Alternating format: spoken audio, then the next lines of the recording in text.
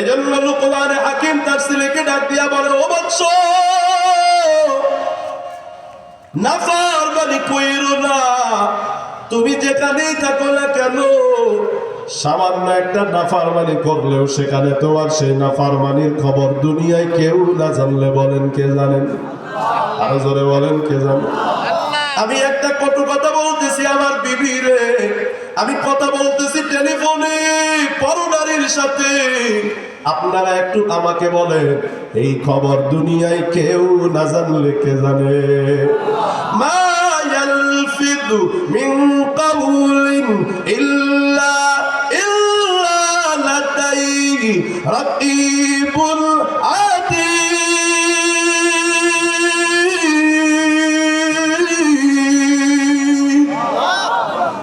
আল্লাহ বলে, তোমার এই জবান দিয়ে যা কিছু বের হবে তোমার ফেরেশতারা আছে তা লিখে ফেলবে। একটা কথা এমন হবে না যে এই কথাটা তুমি বলছো সেই কথাটা লেখা হয় নাই। নবীর উম্মতের দলেরা আমরা মনে করি গুনাহ করতেছি, কেউ দেখে না। গুনাহ করার সময় শুধু চতুর্দিকে তাকাই কেউ আছে কিনা। কোন সন্তান যদি কোন নারী নিয়ে রিক্সা দিয়ে যায়, সামনে যদি বাবারে দেখতে পায় রিক্সা থেকে লাফ দিয়া নেমে যায়। কথা বলেন ঠিক না বেটি? কোন সন্তান যদি নেশার বোতল হাতে নেয়, সামনে বাবারে দেখলে বোতলটা ফালায়া দেয় বাবা। কিন্তু না না, আমি যে রাতের বেলা গুনাহ করি সেটাও আমার মাওলা দেখে, দিনের বেলা গুনাহ করি সেটাও দেখে, মোবাইলে গুনাহ করি সেটাও আমার মাওলা দেখে। আর এই গুনাহের ক্ষতি আর কারোর দিকে যায় না, এই গুনাহের ক্ষতি তো আমার দিকে যায়। রাইসুল মুফাসসিরিন আব্দুল্লাহ ইবনে আব্বাস রাদিয়াল্লাহু তাআলা আনহু বলে, মানুষ যদি একটা গুনাহ করে রে বাজান, তার 5টা ক্ষতি হয়। একটু হাত দেখায় সকলে বলেন না কয়টা ক্ষতি হয়? আরো জোরে বলেন কয়টা ক্ষতি? কেউ কি হাতে ধরে নিজের ক্ষতি করতে চায়? আরো জোরে বলেন, চাবে কেউ? আশ্চর্য হয়ে যাবেন 5টা ক্ষতিটা কেমন। এর নবীর উম্মতের দল রাইসুল মুফাসসিরিন আব্দুল্লাহ ইবনে আব্বাস রাদিয়াল্লাহু আনহু বলে, মানুষ যখন কোন নাফরমানি করে 1 নাম্বার তার ক্ষতি হলো সাওয়াদান ফিল ওয়াজহি, ওই মানুষটার চেহারার লাবণ্যতা দূর হইয়া গুনাহগারের চেহারাটা দিন দিন অন্ধকার হইয়া যায়। ঠিক না? গুনাহগারের চেহারা দেখলে কোনো মায়া লাগে না। যার প্রমাণ মিরপুর পৌর এমদাদিয়া কাসিমুল উলুম মাদ্রাসায় যেই ছেলেগুলা লেখাপড়া করে, এরা কি মাদ্রাসায় বসে বসে গুনাহ করে না নেক করে? আরো জোরে বলেন, বলেন তো দেখি, এই ছেলেগুলা যখন মাদ্রাসা ছুটি হয় বাড়িতে যায়, ওই ছেলে যদি একটা প্যান্ট পরেও থাকে, যদি মাথায় টুপিও না থাকে, তখন মানুষ এলাকা দেখে বুঝে ফেলবে, বুঝতে দেরি হবে না। ওর চেহারা দেখা মাত্রই বলবে বাবা তুমি মাদ্রাসায় পড়ো। কথা বলেন, চেনা যায় চেহারা দেখে। নারায়ণগঞ্জের ফতুল্লাহ মাদ্রাসা চালাই, হেফজখানার ছাত্র পালায়া গেল, কোথায় পাওয়া যায়? ফতুল্লাহ লঞ্চ ঘাটে গিয়ে পাওয়া যায়। ছেলেটা পালায়া চলে যাবে বরিশাল। লঞ্চ ঘাটে যারা ঘাটে বসে থাকে এরা দেখে চিনে ফেলছে, তুমি তো বাবা মাদ্রাসায় পড়ো। ছেলেটা প্যান্ট শার্ট পরে গেছে যেন কেউ তাকে ধরতে না পারে রে। কিন্তু ঠিক ওই টেলিফোন আসে গিয়া তাকে পাওয়া যায় প্যান্ট শার্ট পরা অবস্থায়। কিন্তু যতই প্যান্ট শার্ট পরুক না কেন রে, কোরআন তেলাওয়াত করতে করতে নেক আমল করতে যাদের চেহারাটায় নূর চমকায়, এই নূর কেউ ঢাকতে পারে না। ঠিক না? আবার আপনার এলাকায় একটা ছেলে আছে, স্কুলে পড়ে, কলেজে পড়ে, মোবাইলে নাফরমানি করে, নারীর সাথে সম্পর্ক, মা বাবারে কষ্ট দেয়। ওরে দেখলে কারোর মায়া লাগে না, ওরে দেখলে কিন্তু কেউ ভালোবাসা দেয় না, একটা সালামও দেয় না, কথা কয়। তাহলে আপনারা বলেন তো দেখি, কেউ যদি নাফরমানি করে, নাফরমানির কারণে তার চেহারার যত মেকআপ করুক না কেন লাবণ্যতা থাকে না, কথা বলেন ঠিক না? 2 নম্বরে আল্লাহর নবী সাহাবী বলেন দুর্বাতান ফিল কলবি, ওর কলবটা ময়লা হয়ে যায়, ওর কলবটা অন্ধ হয়ে যায়, ওর আর এখন নামাজ ভালো লাগে না, রোজা ভালো লাগে না, গুনাহ করতে করতে ওর এখন গানের প্যান্ডেল শুধু ভালো লাগে, মা বাবারে ধমক দিতেই শুধু ভালো লাগে, বেপরদায় চলতেই ভালো লাগে, গান বাজনা শুনতেই ভালো লাগে, মানুষকে কষ্ট দিতেই ভালো লাগে, মিথ্যা কথা বলতেই ভালো লাগে, নেকামুলার ভালো লাগে না। কারণ গুনাহ করতে করতে করতে করতে করতে করতে ওর অন্তরটা কালো হয়ে গেছে রে বাবা। এজন্য নবী সাহাবী বলে 2 নম্বরে গুনার ক্ষতি হলো কলবটা দুর্বল হয়ে যায়, কলবটা অন্ধকার হয়ে যায়, নেকামলের তৌফিক হারায় যায়, এটা হলো 2 নম্বর ক্ষতি। নবী সাহাবী বলেন 3 নম্বর দাইকান ফিল বাদানি, ওই বান্দার কি হয় ওয়াহনান ফিল বাদানি, শরীরটা কেমন জানি দুর্বল দুর্বল দুর্বল হয়ে যায়, শরীরে কেমন জানি শক্তি নাই। আহারে যুবক মানুষ, মা বাবাই বলছে একটু পানি এনে খাও, যুবক ডাক দিয়ে কয় পারবো না, মা বাবা বলে কেন পারবা না, যুবক বলে ভালো লাগে না। আছে না? তাগরা যুবক ভাল লাগে না, কেন ভাল লাগে না? নাফরমানি করতে করতে শরীরটা দুর্বল হয়ে গেছে, কথা কয়। 4 নাম্বার হলো দাইকান ফির রিজকি, ওর রিজিকটা সংকীর্ণ হয়ে যায়, ডাক্তার বেঁধে দেয় এটা খাবা এটা খাবা না, অথচ সুদের টাকায় বাড়ি গাড়ি দালান কোটার অভাব নাই, কিন্তু বাজান তার খানা কিন্তু এখন বিধিবদ্ধ হয়ে গেছে, সব খাওয়া যায় না। আবার দেখবেন আপনাদের যুবক ছেলে মেয়েরা, যুবক মানুষ কিন্তু বলে আম্মু এটা খাবো না ওটা খাবো না, এটা ভাল লাগে না ওটা ভাল লাগে না। আছে না? ভালো লাগবে কেমনে রে, গুনাহ করতে করতে ওর মুখের স্বাদ নষ্ট হয়ে গেছে, ওই এখন আর খাবারে মজা পায় না। আল্লাহ নবীর সাহাবী বলেন 5 নম্বর ওয়াবুগদাতান ফি কুলুবিল খালক, সৃষ্টিজীবের অন্তরে আমার মাওলা ওর প্রতি ঘৃণা জমাইয়া দেয়। নাফরমানরে কেউ দেখতে পারে না, ওর বাপ মা ওরে ভালোবাসে না, ওর ভাই বোন ওরে ভালোবাসে না, ওর এলাকার মানুষ ওরে ভালোবাসে না। এক কথায় আল্লাহর নবী সাহাবী বলেন কেউ যদি নাফরমানি করে রে, কমপক্ষে তার 5টা ক্ষতি আছে না না।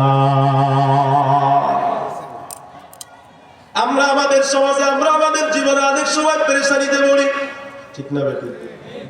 অনেক সময় বাজার আমরা অনেক বিপদে পড়ি, পড়ি না পড়ি? এবার বিপদ আপদ কেন আসে শুনবেন। ওয়ামা আসাবাকুম মিন মুসিবা ফাবিমা কাসাবাত আইদিকুম ওয়া ইয়াফু আন কাসীর।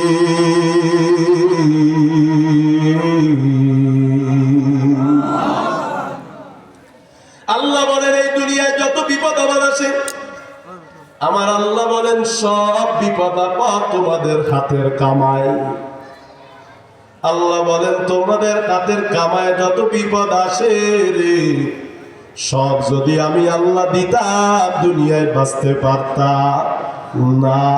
আল্লাহ বলেন আমি আল্লাহ কিছু দে, বাকি অধিকাংশটাই মাফ করে দে। আল্লাহর নবীর প্রিয় সাহাবী, নবীর জামাতা হযরত আলী রাদিয়াল্লাহু আনহু, হযরত আলী বলেন মা নাযালা বিহি বালাউন ইল্লা বিমাসিয়াতিন, এই পৃথিবীতে কোনো বিপদ আপদ আসে না যদি কেউ গুনাহ না করে, একমাত্র গুনাহের কারণে পৃথিবীতে বিপদ আপদ আসে। আপনারা বলেন তো দেখি, এই যে আমাদের জমিনে ভূমিকম্প আসছে, এমনি এমনি আসছে নাকি নাফরমানিতে আসছে? আরো জোরে বলেন। চতুর্দিকে শুধু গুনার সয়লাব, গুনার গুনার গুনাহ। ছেলে নাফরমানি করে, বাবাই নাফরমানি করে, বিবিও নাফরমানি করে। ও বাবা, ছেলেটারা কেমন হয় না বিদেশে? কি কারণ? একমাত্র গুনাহের কারণ। গুনার কারণে বিদেশে ছেলেরা কামা বেঁধে গেছে। গুনার কারণে মেয়েটার শ্বশুর বাড়িতে মেয়েটারা শুধু নির্যাতন করে। গুনার কারণে ছেলের বউটা কথা শুনে না। গুনার কারণে ছেলের ব্যবসায় বরকত নাই। গুনার কারণে বাজান স্বামী স্ত্রী মিল মোহাব্বত নাই।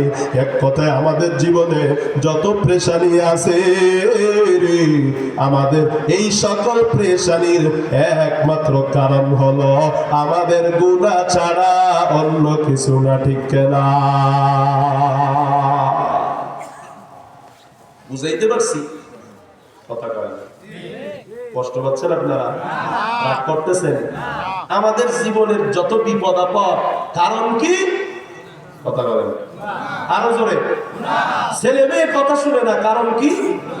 গুনাহ। ছেলের আকামা বেঁধে গেছে, কারণ কি? মেয়ে বিয়ে দিয়ে শান্তি নাই, কারণ কি? গুনাহ। সব আমাদের যত অশান্তি পেরেশানি, এগুলোর সব মূলে গুনাহ। গুনাহ তো গুনাহ আমরা করি ওই, কিন্তু গুনাহের ইহসাস, অনুভূতি পর্যন্ত আমাদের নাই। গুনাহ কইরা আমাদের অনুভূতি নাই। গুনাহ কইরা আবার ফখর করি, গর্ব করি। কথা কান আছে না?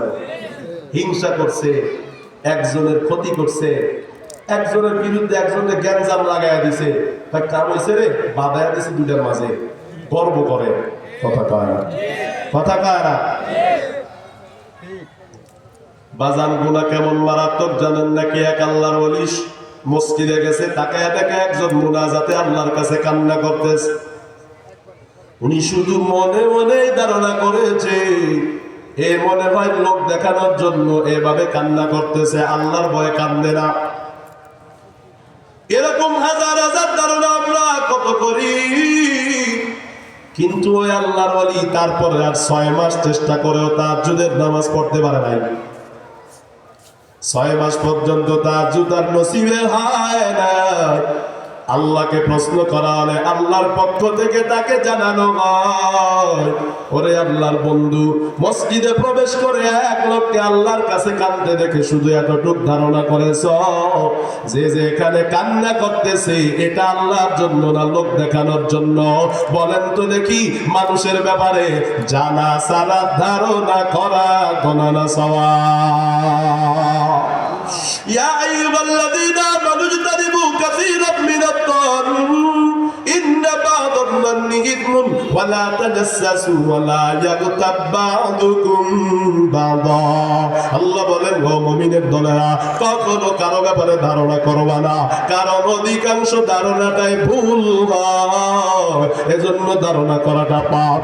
একমাত্র একটু ফুটা ধারণার কারণে 6 মাস তাহাজ্জুদের নামাজ পড়তে পারে নাই। ও বাজার আমার, আপনার নামাজ ছুটে যায়। একটু বলেন, ছুটে কি ছুটে না? আরো জোরে বলেন। আমাকে যদি প্রশ্ন করেন, হুজুর গুনাহ ছুটে যায় কেন বলেন, নামাজ ছুটে যায় কেন বলেন, আমি বলবো গুনার কারণে। গুনাহের কারণে মানুষের তাহাজ্জুদের অভ্যাস ছুটে যায়। গুনার কারণে বাজার মানুষের দোয়ার স্বাদ চলে যায়। গুনার কারণে নেকামলের মজা চলে যায়। গুনার কারণে বাজার কোরআন তেলাওয়াত করতে মনে চায় না। সব কিছুর ভুলে বাজান গুনাহ, গুনাহ আর গুনাহ আর গুনাহ আর গুনাহ। এই গুনার কারণে এত মারাত্মক ক্ষতি। ওরে পর্দার আম্মা জান, আপনার স্বামী কেন আপনারে ভালোবাসে না? খিটমিট করে কেন? বাপের বাড়ি যাইতে চাইলে যেতে দেয় না কেন? মা জেনে রাখে, আপনার নাফরমানির কারণে আপনার স্বামী আপনাকে দেখতে পারে না। কথা কোন ঠিক না? দোয়া তো আল্লাহর ওলিরাও করেছেন, নবীও তো দোয়া করেছেন। বলেন তো দেখি, কোরআন হাদিসে কি কোথাও আছে নবীর দোয়া কবুল হবে আর আপনার আমার দোয়া কবুল হবে না? কথা কেন আছে কোথাও? বরং সব জায়গায় আছে, দোয়া করো কবুল করবে কে? হর গরিতে লেন তু তৈয়ার है जो ना मांगे उससे तू बेजार है अरे नबीर उम्मतेर दल আল্লাহ বলেন উদউনি আস্তাজিব লাকুম তোমরা দোয়া করো আমি মাওলা তোমাদের দোয়ায় সাড়া দিব সুবহানাল্লাহ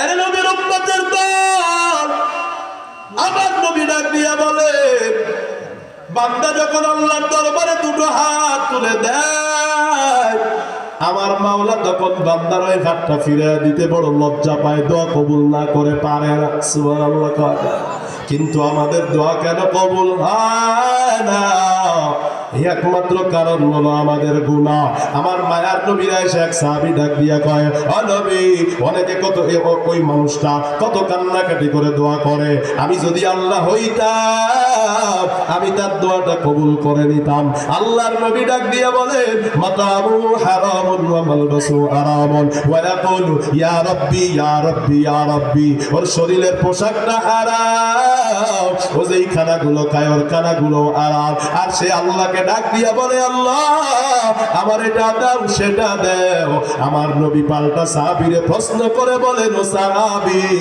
যার পোশাক হারাম যার খানা হারাম তুমি আমাকে বলো তার দোয়াটা আল্লাহ কেমনে কবুল করব অথচ আমার মায়ার নবী ডাক দিয়া বলেন কারো শরীরে যদি একটা কাপড় থাকে আর ওই কাপড়টা যদি 10 টাকা দিয়ে কিনে 10 টাকার 9 টাকা যদি হালাল হয় 1 টাকা যদি হারাম হয় আমার নবী ডাক দিয়া বলে 10 টাকা কাপড়ের দাম 1 টাকা হারাম আর 9 টাকায় কি হালাল আমার নবী বলেন এই কাপড়টার শরীরে যত সময় থাকবে রে নামাজ পড়বে রোজা রাখবে হজ করবে যাকাত দিবে যত নেক আমল করুক না কেন এই পোশাক খোলার আগে তার জীবনে কোনো আমল কবুল হবে না অথচ আমাদের দেশের কত নেতারা স্টেজে এসে কত টাকা দান করে কথা কয় না কত হুজুররা করে অমুক নেতাই লাখ টাকা দান করলো আল্লাহ কবুল করে দাও হুজুর কেন ফিরিস্তা আসলেও লাভ হবে না কারণ ওই নেতার পকেটের মধ্যে টাকাটা হালাল না কথা কয় না কথা কয় না দুঃখের কথা কারে বলি রে বাজার গত 5ই আগস্টের পরে আমার নারায়ণগঞ্জ এলাকায় আমার মহল্লায় 2টা ময়লার গাড়ি আছে ভ্যান আছে ময়লা আনে 100 করে টাকা নেয় হঠাৎ করে কে বা কারা বললো তোদের গাড়ি চলবে না আগামীকাল থেকে আমরা গাড়ি নামাবো গরিব বেচারারা কি করে ময়লা দিয়ে 100 করে টাকা পায় সেটা দিয়ে চলে তোদের গাড়ি চলবে না আমরা গাড়ি নামাবো অবশেষে শুনতে পারলাম 2 গাড়ি থেকে 15-30 হাজার টাকা দেওয়া লাগছে 15-30 হাজার টাকা যখন দিছে রে তখন বলছে ঠিক আছে এখন গাড়ি নামাইতে পারবি কিন্তু প্রতি মাসে ময়লা ফেলে ফেলে যেই টাকা কামাই করবি এক এক গাড়ি থেকে 4000 টাকা আমগরে দেওয়া নাউজুবিল্লাহ ময়লাওয়ালা কেউ ছাড় দেয় না ওই না ফরমান যদি মাহফিলের রাস্তা যায় সে কোটি টাকা দান করে হুজুর আমি কেন বাইতুল মুকাররমের খতিব কেন রে নবীও যদি দোয়া করে ফেরেশতাও যদি দোয়া করে রে বলেন তো দেখি ওই হারাম খোরের জন্য দোয়া কি কবুল হবে ভয় পাবে কবুল হবে আরো জোরে বলেন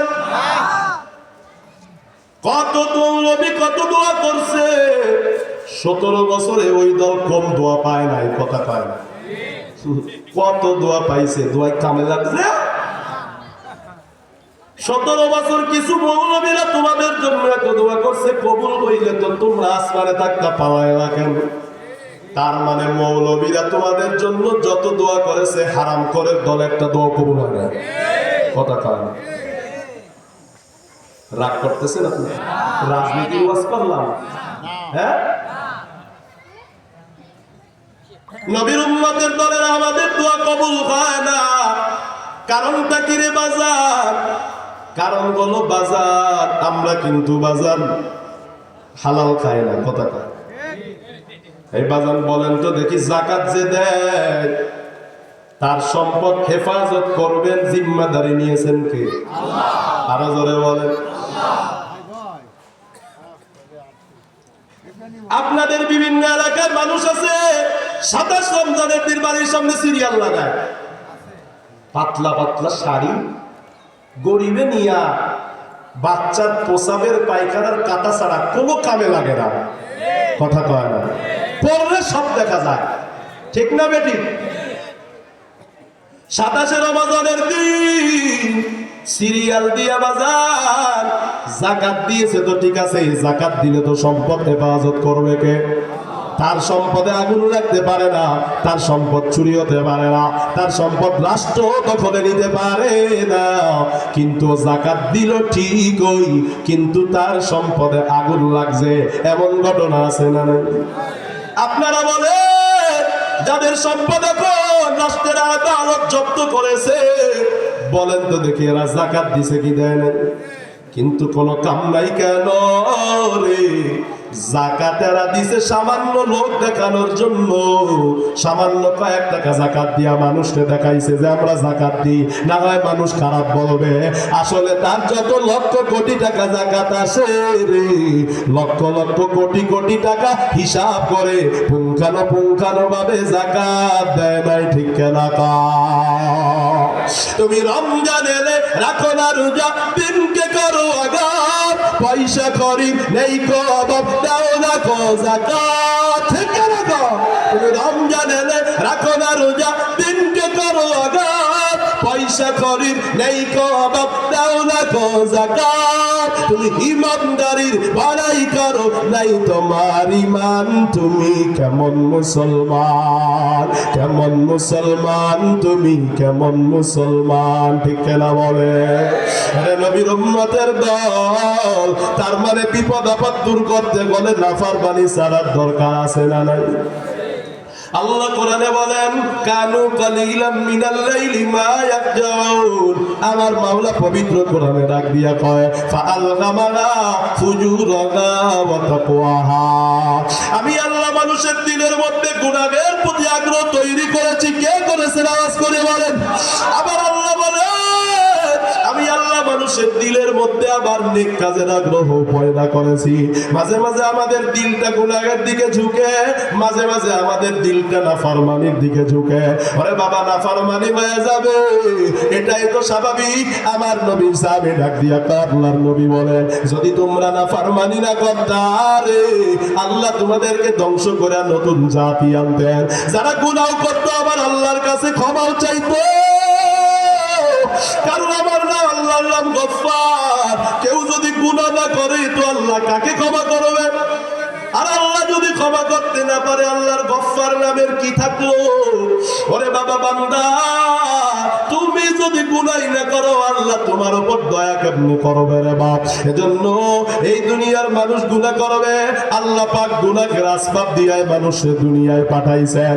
গুনাহ যদি মানুষের না থাকতো, ফেরেশতারা মানুষের থেকে শ্রেষ্ঠ হয়ে যেত রে বাজার। কিন্তু বান্দা গুনাহ করবে, আবার আমার মাওলার কাছে মাফ চাবে।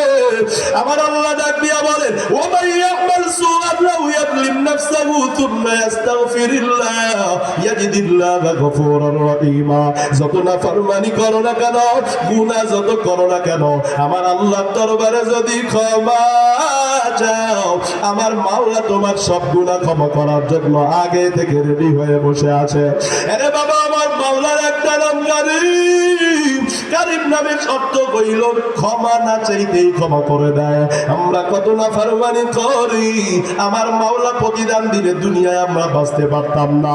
ক্ষমা না চাইতে আল্লাহ মাফ করে দেয়, কিন্তু কবিরা গুনাহগুলো বাজান তওবা ছাড়া মাফ হয় না।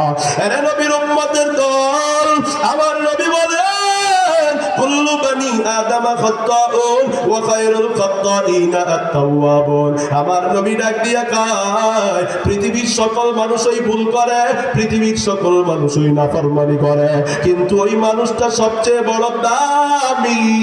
ভুলকারীদের মধ্যে সবচেয়ে উত্তম ভুলকারী নাফরমানি হলো সে যে ভুল করার পর আবার আমার মাওলার কাছে তওবার দুয়ারে ফিরে আসে। আরে নবীর উম্মতের দল, আমার মাওলা ডাক দিয়ে বলেন, আমার নবী বলেন আত-তাইবু মিনাদ যামবি কামান লা যামবালা। গুনাহ থেকে তওবাকারী এমন যেন জীবনে সে কোনো গুনাহ করে নাই। নবীর উম্মতের দল, আমার নবীর এক সাহাবী ঘুমায় গেছেন, তাহাজ্জুদের নামাজ পড়তে পারেন নাই।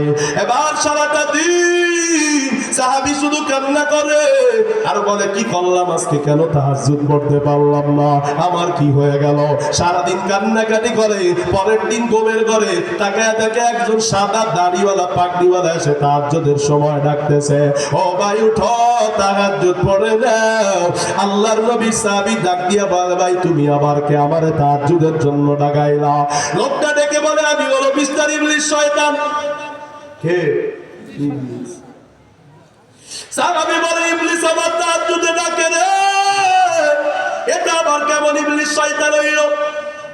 ইবলিস শয়তান ডাক দিয়া কয়, ওরে আল্লাহর নবীর সাহাবী, আমি তো গতকাল রাত্রে তোমারে ঘুম পাড়ায় রাখছি, তোমারে উঠতে দেই নাই তাহাজ্জুদে, তুমি কি কম করলা নাকি? আবার তুমি সারাটা দিন তাহাজ্জুদ না পড়ে যত আফসোস করেছো, যত কান্না করেছো, তুমি আজকের এই দিনের কান্নায় আল্লাহর কাছে যত মর্যাদায় গিয়েছো, সারা জীবন তাহাজ্জুদ পড়ে এত কাছে যেতে পারতা না।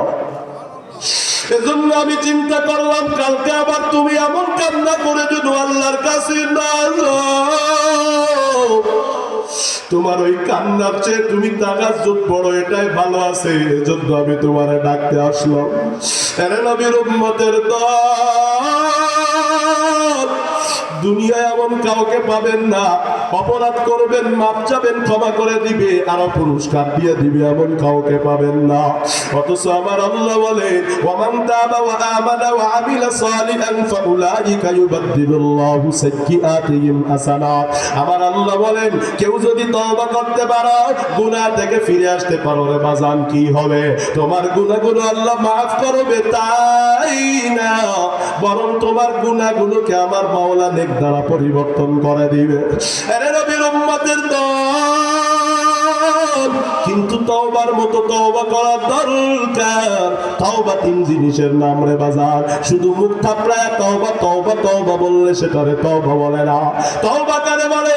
এক নম্বরে নিজের কৃত গুনাহের উপরে ক্ষমা চাইতে হবে। দুই নাম্বার, আর জীবনে গুনাহ করব না বলে সংকল্প করতে হবে। তিন নাম্বার, আল্লাহর কাছে কান্নাকাটি করতে হবে আর ক্ষমা চাইতে হবে, আল্লাহ আমাকে মাফ করে দাও। লজ্জিত হওয়া, ক্ষমা চাওয়া, ভবিষ্যতে আর করব না বলে দৃঢ় সংকল্প করা। এরে নবীর উম্মতের দল, আমরা গুনাহ করি কিন্তু তওবা করি না, গুনাহ করি কিন্তু গুনাহটা ছাড়ার সংকল্প করি না। আমার মায়ার নবী ডাক দিয়া কই, ইন্নাল আবদা মুমিনা ইযা আখতা খাতিআতান নুকিতাত ফি কলবিহি সাউদাতান সাউদা। আমার মায়ার নবী বলেন, বান্দা যখন একটা গুনাহ করে তার কলবের মধ্যে একটা দাগ পড়ে যায়। ফাইদা ওয়া নাজা ওয়াস্তাগফারা ওয়া তাবা। আল্লাহর বান্দা যখন গুনাহটাকে ছেড়ে দেয়, আল্লাহর বান্দা যখন একটু নিজেকে লজ্জিত অনুতপ্ত করে আর যখন আল্লাহর কাছে তওবা করে ফিরে আসে, আল্লাহর নবী বলেন সুকিলাত কলবুহু, তার কলবটা পরিষ্কার হয়ে যায়, তার ওই কলবের মধ্যে আর ময়লা থাকে না। আল্লাহর নবী বলেন, ওয়া ইনা তাজিদা, ওই আল্লাহর বান্দা যদি তওবা না করে, আবার যদি ওই গুনাহ একটা করে, আর একটা দাগ পড়ে যায়, একটা দাগ পড়ে যায়, এক পর্যায়ে তার দিলটা দাগে দাগে দাগে দাগে কলুষিত হয়ে যায়, তখন আর তার কোনো কাজ ভালো লাগে না, নেকা বলার ভালো লাগে না রে বাজার। এজন্য একটা গুনাহ হলেই সঙ্গে সঙ্গে তওবা করে নেওয়া। আল্লাহর নবীর প্রিয় সাহাবী হযরত আবু হুরায়রা রাদিয়াল্লাহু তাআলা আনহু বলেন, আমার নবী আমাকে তিনটা নসিহত করেছেন। আওয়াজ করে বলেন কয়টা নসিহত? এক নম্বর নসিহত, ও আবু হুরায়রা, ইত্তাকিল্লাহ হাইসুমা কুনতা, তুমি যেখানেই থাকবা সেখানে আল্লাহরে ভয় করবা রে। নাফরমানি সামনে আসলে আল্লাহরে ভয় করো। ওরে ইউসুফ পয়গম্বর, জুলাইখা তাকে জালে আবদ্ধ করছে। আল্লাহ বলেন ওয়ালাকাদ হাম্মাত বিহি ওয়া গাম্মা বিহা লাউলা আররা বুরহানা রাব্বি। জুলাইখার মন তো আগাইছে। ইউসুফ আলাইহিস সালাম তো মানুষ, একটু তার দিলটা গুনার দিকে একটু একটু একটু একটু ধাবিত হইছে, কিন্তু আল্লাহ পাক কেমনে বাঁচাইলেন? জুলাইখার ঘরের মধ্যে বাজার একটা মূর্তি রাখা ছিল, ওই মূর্তির পূজা জুলাইখা করে। হঠাৎ করে তাকাইয়া দেখে একটা রুমাল দিয়া মূর্তির চোখের মধ্যে এভাবে রুমাল দিয়া মূর্তিরে ঢেকে দেয়। ইউসুফ নবী বলে, ও জুলাইখা, তুমি এটা আবার কি করো? জুলাইখা ডাক দিয়া বলে, রে ইউসুফ, এই মূর্তির পূজা করি, যার পূজা করি তার সামনে নাফরমানিটা করতে পারবো না, এজন্য আমার মূর্তির চোখের মধ্যে আমি ডেকে দিছি রে। এখন আমার মূর্তি আর চোখে দেখবে না, এখন আমি আরামসে নিরাপদে তোমার সাথে নাফরমানি করব। ইউসুফ আলাইহিস সালাম ডাক দিয়া কয়, রে জুলাইখা, তোমার মূর্তিরে তো চোখের উপরে চাদর দিলে ঢাকা যায়, আমার মাওলার চোখে তো কোনো পর্দা দিয়া ঢেকে রাখা যায় না। আমার মাওলা আলোতেও দেখে, রাতেও দেখে, অন্ধকারেও দেখে রে। যৌবন বয়সের গুনাহ দেখে, মহিলার গুনাহ দেখে, বৃদ্ধ বয়সের গুনাহ দেখে। আমার আল্লাহ আমার দিকে তাকাইয়া আছে, আমি তো নাফরমানি করতে পারি না। আরে নবীর উম্মতের দল, গুনাহ করতে গেলে বাবু আমার মাওলা দেখতেছি, সাথে সাথে তওবা করে নাও। আল্লাহর নবী বলেন, ও আবু হুরায়রা, এক নম্বরে যেখানেই থাকবা আল্লাহরে ভয় করবা। ওয়া হুয়া মাআকুম আইনামা কুনতুম, ও বান্দা তুমি যেখানেই থাকো আমি মাওলা তোমার সাথে আছি। ওয়া নাহনু আকরাবু ইলাইহি মিন হাবলিল ওয়ারিদ, এ বাজান আমার মাওলা কয় টাকা দেখে যে পশম, পশমের নিচে চামড়া দেখা যায়, চামড়ার নিচে গোশত, গোশতের নিচে হাড্ডি, হাড্ডি আর গোশতের মাঝে ছোট ছোট রগ আছে, এগুলোর নাম হলো ওয়ারিদ। আমার মাওলা বলেন, তোর ওই শিরা উপশেরার থেকে আরো বেশি নিকটে আমি মাওলা থাকি। এজন্য নবী বলেন, আবু হুরায়রা, সব জায়গায় কারে ভয় করো? একটু আওয়াজ করে বলেন না কারো? দুই নম্বরে নবী বলেন, ওয়াত্তাবিউস সাইয়্যাতাল হাসানাতা তামহুহা, গুনাহ হয়ে গেলে সাথে সাথে একটা নেক আমল করে নাও, ওই গুনাহের ক্ষতিপূরণ হয়ে যাবে।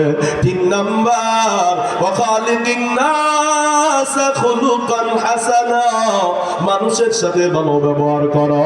আরে বাবা, গুনাহ হয়ে গেলে আমরা তওবাও করি না, আমরা আর একটা নেক আমলও করি না। মনে করেন কোন নারীর দিকে চক্ষু গেছে, বাসায় গিয়া 2 রাকাত নামাজ পড়েন, গুনাহের কাফারা হয়ে যাবে রে বাজার। কয়েকবার সুবহানাল্লাহ পড়েন। আরে নবীর উম্মতের দল, আজকে গুনাহ করে আমাদের কিছুই মনে হয় না, অথচ আমার বার নবী ডাক দিয়া বলে, ইন্নাল আবদাল মুমিনা ইয়ারা যুনুবাহু, যদি কোনো মুমিন বান্দা কোনো গুনাহ দেখে, তখন ওই মুমিন বান্দা মনে করে আমার মাথার উপরে বিশাল একটা পাহাড় বসে আছে। আরে নবীর উম্মতের দল, ইয়াকাফু, সে ভয় পায় কখন জানি এই পাহাড়টা আমার মাথার উপরে পড়ে যায়। আরে নবীর উম্মতের দল, আর কোন নাফরমান যখন গুনাহ করে মনে করে একটা মাছি নাকের পাশ দিয়ে চলে গেল, কিছুই মনে করে না। ওরে আল্লাহর বান্দা, গুনাহ থেকে তওবা করলে আমার মাওলা ক্ষমা করে দেয়, বরকত বাড়ায় দেয়। দুনিয়ার কোন মানুষ ক্ষমা করতে চায় না। দুনিয়ার মানুষগুলো অপরাধীকে খুঁজে সাজা দেওয়ার জন্য, আর আমার মাওলা অপরাধীকে খুঁজে ক্ষমা করে দেওয়ার জন্য। হেদায়েতের মালিক আমার আল্লাহ। অনেক সময় 1 মিনিটের কথায় মানুষের জীবন পরিবর্তন হয়ে যায়, আবার 3 ঘন্টার বয়ানে কপালে হেদায়েত আসে না রে বাজান, এমন হয়। ওরে বাজান, আর বেশি সময় নিব না, আগামীকালকেও মাহফিল আছে, আপনারা শুনবেন। তবে পর্দার আম্মা যান, মাথাটা নিচু করে একটু ভাবেন, আর কতকাল এই দুনিয়ায় থাকবে, আর কত বেপর্দায় চললে আপনার শখ মিটবে রে। এমন কোনো দিন নাই মহিলার লাশ নাই, এমন কোনো দিন নাই যুবকের লাশ নাই। ওরে পর্দার মা, যেই বাড়িতে একদিন লাল শাড়ি পরিয়া ঢুকছে, একদিন সাদা কাফন পরে বের হয়ে যাবে। আজকে বাচ্চা কাঁদলে কোলে নেন, এমন একদিন আসবে বাচ্চা মা মা করে কাঁদবে, জবাব দিতে পারবেন না। আরে যুবক, এত নাফরমানি করো তারপরেও শখটা মিটে না। অথচ আল্লাহর নবীর এক সাহাবীর ঘটনা শুনে মুনাজাতে যাব। আল্লাহর নবীর এক সাহাবীর নাম সালাবাতুল আনসারী রাদিয়াল্লাহু আনহু। আল্লাহর নবী সকল সাহাবা একরামকে নিয়ে যুদ্ধের ময়দানে গেছে। সালাবাতুল আনসারীর মদিনায় পাকারাদার বানায়া আল্লাহর নবী যুদ্ধের ময়দানে চলে গেছে। হযরতে সালাবার একজন বন্ধু, তার নাম হযরতে সাদ রাদিয়াল্লাহু আনহু। পুরা মদিনায় মুসলমানেরা নাই, সবাই চলে গেল। সালাবা একা মদিনা পাহারা দেয়, মুসলমানদের সম্পদ পাহারা দেয়, মুসলমানদের বিবি বাল বাচ্চাকে পাহারা দেয়। হঠাৎ করে সালাবা একা হযরতে সাদের বাড়িতে গিয়া সাদের বিবিরে দেখে ফেলছে। হযরতে সাদের বিবিরে দেখার পর বন্ধুর বিবির দিকে হাতটা বাড়ায় শরীরের মধ্যে হাতটা লাগাইছে বাজে উদ্দেশ্যে। হযরতে সাদের বিবি ডাক দিয়া কয়, ও আমার স্বামীর বন্ধু, তুমি তো আমানতের খেয়ানত করতেছো, তুমি রক্ষক কইয়া ভক্ষক কেমনে বইতেছো? তুমি তো আল্লাহর নবীর সাহাবী, আমার গায়ে হাত দাও তো তোমার ঠিক হয় নাই। আল্লাহর নবীর সাহাবী দিলে আল্লাহর ভয় বাড়াও। একটু ফোঁটা শয়তানের দোকায় পড়ে মহিলার গায়ে হাত দিয়ে বসেছে, সঙ্গে সঙ্গে কাঠটা ছেড়ে দিছে রে। নিজের বড় অপরাধী মনে কইরা এবার শুধু লজ্জিত আর কান্নাকাটি করে বেড়ায়। পাগানের উপরে চলে গেছে, যাইয়া শুধু কাঁদে আর কয়, ও আল্লাহ, আল্লাহর নবী আমারে মদিনার পাহারাদার বানাইয়া গেছে,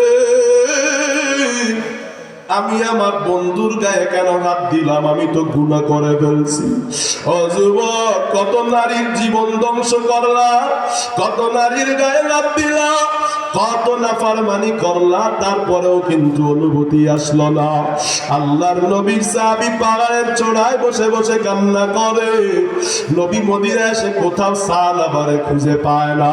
হযরতে সাদ তার বিবি ডাক দিয়া কয়, ও স্বামী, তোমার ভাই, তোমার বন্ধু সালাবা কিয়ামত করেছে, আমার গায়ে হাত দিয়েছে। হযরতে সাদ তো জানে সালাবা কেমন মানুষ। হযরতে সাদ বলে, ও বিবি, সাদ এখন কোথায়? ওই সাহাবীর বিবি বলে, আমি তো বলতে পারবো না। সালাবা খুঁজতে খুঁজতে খুঁজতে খুঁজতে খুঁজতে খুঁজতে পাহাড়ের চূড়ায় গিয়া দেখে হযরতে সালাবা কাঁদে। হযরতে সাদ দিয়া বলে, ও ভাই, আমার বিবির সাথে যেই ঘটনা হয়েছে আমি তোমারে মাফ করে দিছি, চলো ভাই চলো মদিনায় যাই। সালাবা কাঁদে আর বলে, না না, আমারে মদিনায় ডাইকো না, আমি যে নাফরমানি করেছি আমার নবীর চেহারাটা কেমনে দেখাবো? চেহারা দেখাইতে পারবো না। সাদ জুরাজুরি করে এবার বলে, ও ভাই, আল্লাহর নবীর কাছে আমারে নিয়ে যাও, আমার বিচার করো।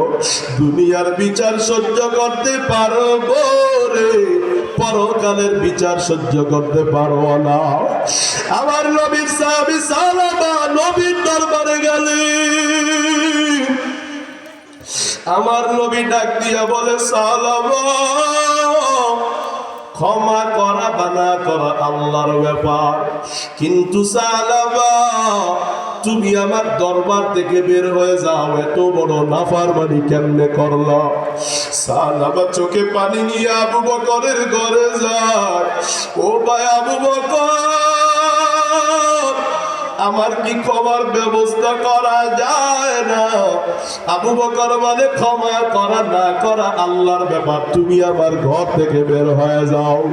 সাহাবা কাঁদতে কাঁদতে কাঁদতে কাঁদতে ওমরের ঘরে যায়। ওমর কয়, ওরে না পারবান, আমার ঘর থেকে বের হয়ে যাও। সাহাবা কাঁদতে কাঁদতে বাড়ির দিকে যায়। নিজের জন্মদাতা মেয়েটা কয়, ওরে আপু, তোমারে আবু বকর ওমর ঘর থেকে বের করে দিছে। আমার নবীও তোমারে ঘর থেকে বের করে দিছে, আমার ঘরে তোমার জায়গা নাই। ঘর থেকে বের হইয়া যাও, বের হইয়া যাও।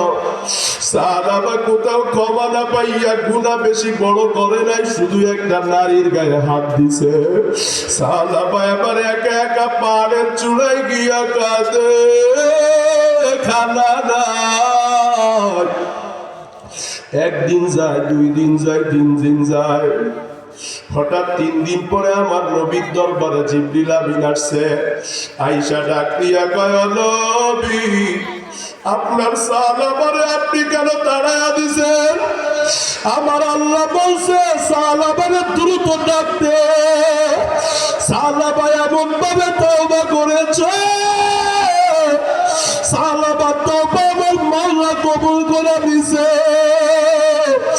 আমার নবী কয়, সাহাবারে ডেকে আনো, আল্লাহ ওকে পাঠাইয়া দিছে, সর্বনাশ হয়ে যাবে। সাদ বলে, আমি একা একবার যায় সাহাবারে আনছি, এখন গেলে সাহাবা আর আসবে না। ও নবী, আপনি আবু বকর রে দেন, ও নবী আপনি ওমর রে দেন, আপনার ওসমান, আপনার আলী রে দেন। হযরতে সাদ, আবু বকর, ওমর আর হযরতে আলী 4 জন মিলে এবার সাহাবারে খোঁজাখুঁজি আরম্ভ করে দেয়। কোথায় পাওয়া যায় না। এক পাহাড়ের গুড়ায় গিয়া কৃষকদের বলে, রাখালদের বলে, এমন এমন চেহারার একটা মানুষ দেখছো? কয়, না দেখি না, দেখি না। তবে তোমরা কি তারে খুঁজতেছো নাকি? এই পাহাড়ের চূড়ায় একটা আল্লাহর বান্দা আছে, প্রতিদিন সকাল থেকে সন্ধ্যা, সন্ধ্যা থেকে সকাল এমন জোরে জোরে চিল্লায় চিল্লায় কান্না করে। ওই বান্দার চিৎকারের আওয়াজে আমাদের পশু পাখিগুলো লাফায়া লাফায়া লাফায়া লাফায়া কান্না করে। আমাদের বকরিগুলো গলার রশি চিরে দৌড় দেয়, এত জোরে জোরে কাঁদে। তোমরা কি তারে খুঁজো? 4 জন সাহাবী পাড়ার বাইয়া বাইয়া দেখে সাহাবার 3 দিন ধরে খানা নাই, ঘুমও নাই, গোসলও নাই, শুধু কান্না করে। আল্লাহ কি আমারে ক্ষমা করবে না? হযরত আবু বকর কয়, ও ভাই, তোমার ব্যাপারে ওহী নাজিল হইছে, চলো, নবী তোমারে তালাশ করতেছে। কয়, না আমি যাব না, নবীর দরবারে আমি মুখটা দেখাতে পারবো না। পিড়াপিড়ির এক পর্যায়ে সাহাবা বলে, আমার কোমরের মধ্যে রশি বাঁধো, আমার হাতের মধ্যে হ্যান্ডকাপ লাগাও। অপরাধীকে যেভাবে কোর্টে তোলা আমারে সেইভাবে আমাকে অপরাধী বানায়া পিড়া বাইদা বাইদা নবীর দরবারে নিয়ে যাওয়া। সাহাবী 4 জন সাহাবারে নিয়ে মদিনার দিকে রওয়ানা। মদিনায় পৌঁছায়া দেখে আমার মায়া নবী ফজরের নামাজ পড়াইতেছে, আমার নবী কেরাত পড়তেছে। আল্লাহ প্রাচুর্যের লোক, দুনিয়ার প্রতিযোগিতা, কে কার থেকে বড় বাড়ি বড় গাড়ি বানাবে, এই লোক তোমাদেরকে ধ্বংস করে দিছে। এই আয়াত যখন তেলাওয়াত করছে, হযরতে সাহাবা এত জোরে একটা চিৎকার মারছে, চিৎকারের আওয়াজে আল্লাহর নবীর কেরাতটা স্টপ হয়ে গেছে। পুরা মসজিদে নববীতে নীরব নিস্তব্ধ। হযরতে ওমর বলেন, আমার ডান হাতের কিনারে সাহাবারে দাঁড় করাইছি। আমার নবী যখন দ্বিতীয় আয়াত তেলাওয়াত করলেন, হাত্তা জুরতুল মাকাবির, আহারে কবরের কবরের মাটি ছাড়া কেউ তোমাদের পেট ভরতে পারবে না, একমাত্র কবরের মাটি তোমাদের দুনিয়ার লোভ লালসা মিটাতে পারবে, আর কোনো কিছু পারবে না।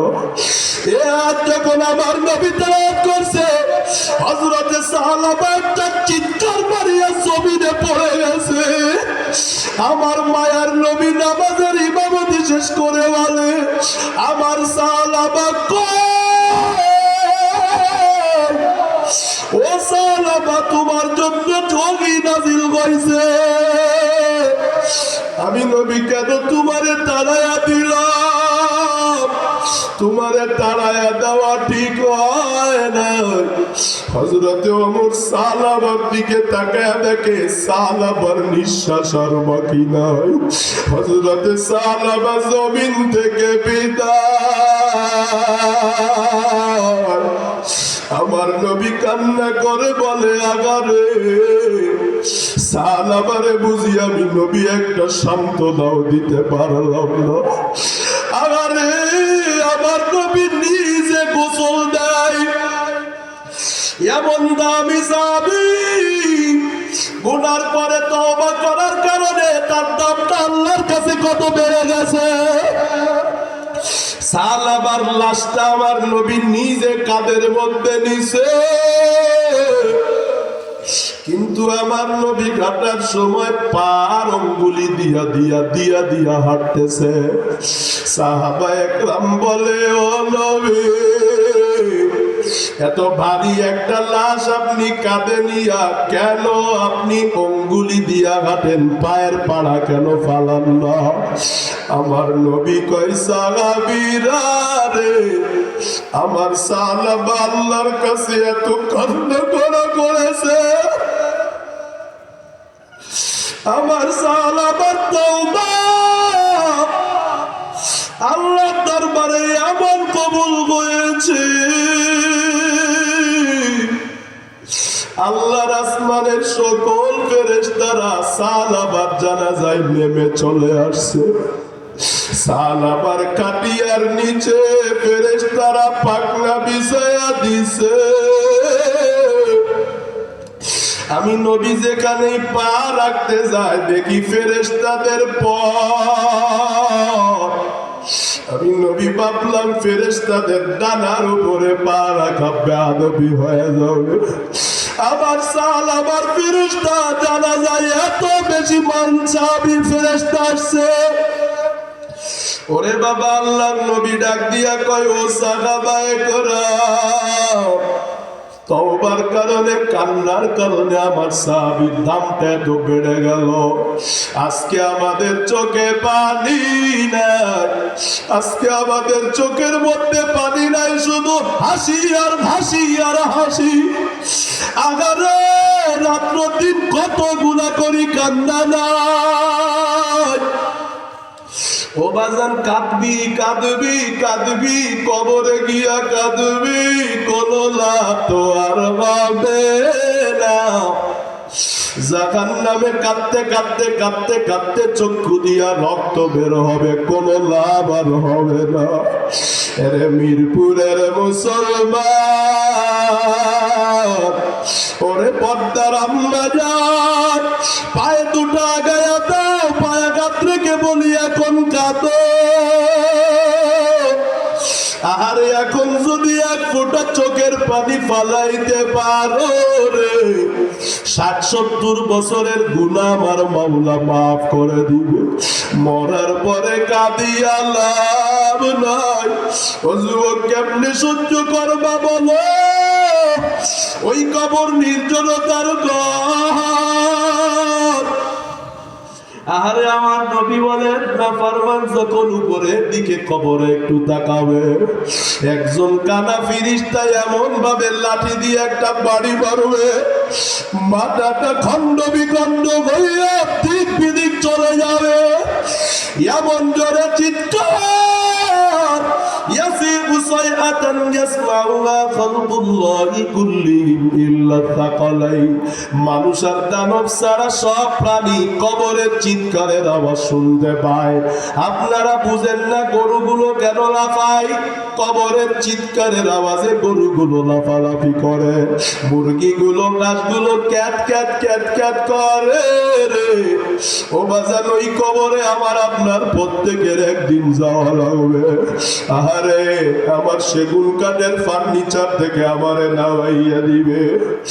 ও বাবা, পেলেট দিয়া কাপড়গুলো খুলে নিবে, আমার পেটে এমন জোরে চাপ মারবে পায়খানা গুলো বের হয়ে যাবে রে বাজার। আরে আমরা তো গুনাহগার, আমার নবীর তো কোনো গুনাহ নাই। এরপরেও হযরতে ফাতেমা বলেন, আমার বাবার যখন ইন্তেকাল হয় তাকায়া দেখি আমার বাবার প্রতিটা পশমের গুঁড়া দিয়া ঘাম মুবারক বের হয়। আমার নবী ইন্তেকালের সময় বাজান আম্মা জান আয়েশারে বলেন, একটা পেয়ালায় পানি দাও। আমার নবী একটা বাটির মধ্যে পানি নিয়া ওই পানির ভিতরে আঙ্গুলগুলো চুবায়া কপালের মধ্যে মুছে আর কয়, ইন্নালিল মাউতি সাকারাত। ও উম্মত, মৃত্যু যন্ত্রণা কিন্তু কঠিন, মৃত্যু যন্ত্রণা কিন্তু সত্য, সাবধান, মৃত্যুর প্রস্তুতি নাও। ও বাবা, আমার আপনার মৃত্যুর প্রস্তুতি নাই। আল্লাহর নবী বলেন, ইদা মাতাল ইনসান ইনকাতা আনহু আমালুহু ইল্লা মিন সালাত। আহারে মরণের সময় সব নেক আমল বন্ধ বন্ধ বন্ধ, শুধুমাত্র সদকায়ে জারিয়া দান সদকাটা কাউকে দিবে। এখন যদি দান করে এই দানের সওয়াব আপনি মরার পরে আজীবন পাবেন।